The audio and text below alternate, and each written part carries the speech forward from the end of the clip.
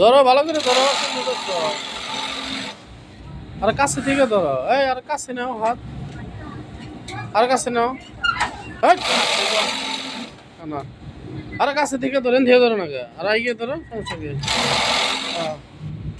ভাল ধরছো, যে সুতা না কেটে গেল গা। যা আমি স্টিচ পড়তে পড়তে একবারে অবস্থা খারাপ হয়েছে। ওই স্পিডের যখন ওই সমস্ত জায়গায় যাইব তখন মেশিনটা স্লো করে দিবেন সব সময়। স্লো করে দিলে এই ঝামেলাগুলো হবে না কোনো সময়।